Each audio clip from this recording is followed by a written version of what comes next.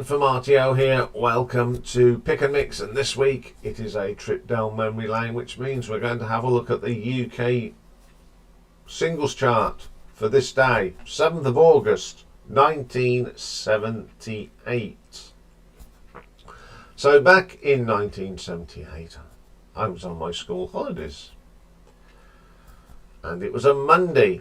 No doubt I would have been in the park playing some sort of sport.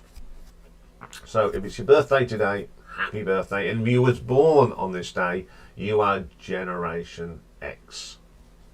Your star sign is Leo the Lion, and the Chinese zodiac was Year of the Horse. Prime Minister of the United Kingdom in 1978 was James Callaghan. So we'll have a look at some birthdays on this day. Okay, 1978, we have actually got someone born on this day, and it's Alex Timbers. Who's Alex Timbers? He's an American stage and screen director who directed Moulin Rouge, and he was born in New York City. Okay, we've got a heavenly birthday. Born in 1876, the Mata Hari, who was a Dutch exotic dancer and convicted German dubbed First World War spy, was born in the Netherlands, and she was all we'll say is she died in 1917. But celebrating a birthday today, born in 1948, is Australian batsman and captain, played 87 tests for Australia, Greg Chappell. He was born in Adelaide. So events that happened on this day, 7th of August. So the first one is 1588, and it was the defeat of the Spanish Armada. Yes, they were defeated.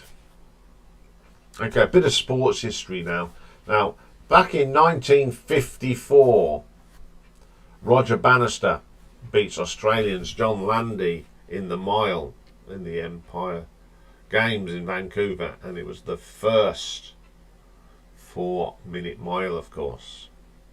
And a bit of music history today. On this day in 1970, a certain Christine Perfect joined Fleetwood Mac on this day. So there we go. There's a little bit of history and people's birthdays. You'll get more tonight, of course, on Hatties, Matches and Dispatches. So here is the top 10 on this day in 1978. So at number 10, down 4 places, from the Electric Light Orchestra, we have a Wild West Hero. Now this would peak at number 6, and it actually made number 9 in the Netherlands, but never released in America as a single. I love this. It's one of my favourite songs on Out of the Blue. Love the cowboy thing. I love the harmony singing. It's an excellent track. Okay, at number 9, up 4 places, If the Kids Are United, Sham 69.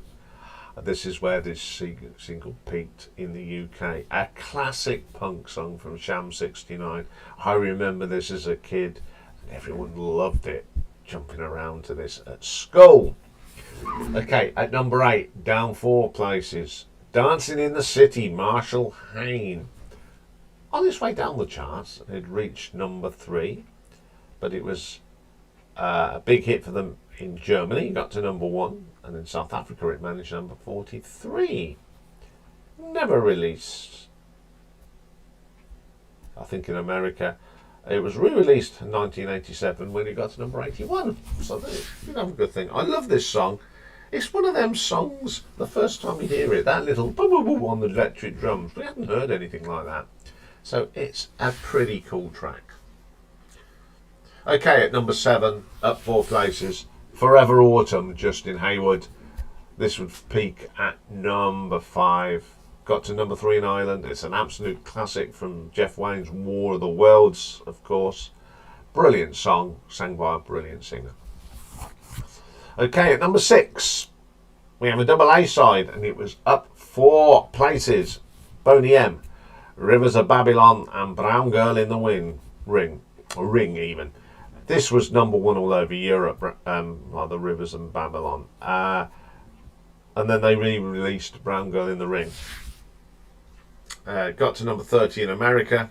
You thought that Rivers of Babylon would get higher because it's more of a religious song, but then they had no taste in America in 1978. You cannot dislike this. Just remember this as a record as a kid. Yeah, it's okay. Okay, at number 5, up a huge 41 places. Yes, I did say 41. It is not a mistake. 3 Times a Lady, the Commodores, on the way up to the top spot. Big number 1 hit all over Europe. It was an okay song, but I was never a great fan of it. But I do appreciate that it was a huge hit. At number 4, down 1 place. You know it's going to be bad when I put that face on. The Smurf song, Father Abraham and the Smurfs. This had reached number 2. It was awful. No one liked it. It topped the charts all over Europe. Ugh, what a pile of rubbish. Even as a 11, 12-year-old, I thought this was absolutely garbage. Bloody awful record. Okay, at number 3, up 2 places, Boogie Oogie Oogie, A Taste of Honey. And this is as far as it got on the UK chart. Got to number 1 in America, number 2 in New Zealand, and it was their only UK top 10 hit. Yeah, didn't like this. Awful track. Yeah, not my cup of tea at all.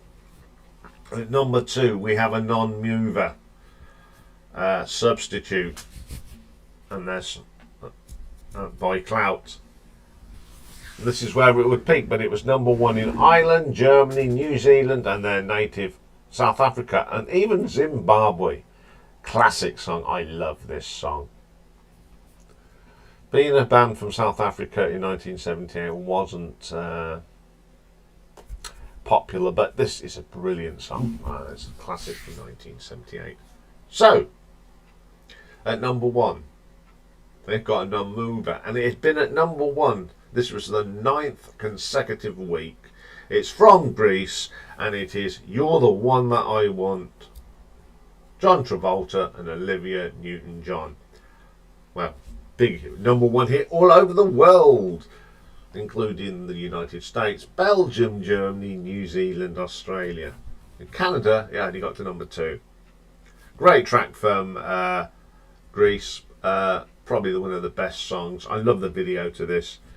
Olivia Newton-John, all in the leathers, looking rather good. It's just a great song, and fond memories of this being in the charts. We all went to see Greece at the cinema. Long time ago. So there we go. What a great top 10. There's some great tracks in there. There's a couple of clangers, of course, but on the whole, it was a pretty decent top 10 in 1978. Okay, that's all for today. We've got this live stream, of course, tonight, but tomorrow we've got 2 new albums and a live album ranking, of course. Now, the live album ranking is anything to do with Crosby, Stills, Nash and Young, and then we've got 2 new albums, and the first one we're going to do is The Revenge of Alice Cooper, from the Alice Cooper Band. That's great to know that was coming out. And then more of an unknown band from Canada that I really love. I've seen them quite a few times. In fact, I've seen them 5 times, all on the same tour, because they supported Status Quo. And that's Honeymoon Suite. And their new album, and I've got to get this right because it's a real long time, Wake Me Up When the Sun Goes Down. So that's what we're doing tomorrow. So have a great day. The sun has finally put his hat on and he's come out to play. So have a great day, everyone, and I'll see you tonight on the live stream. Bye for now.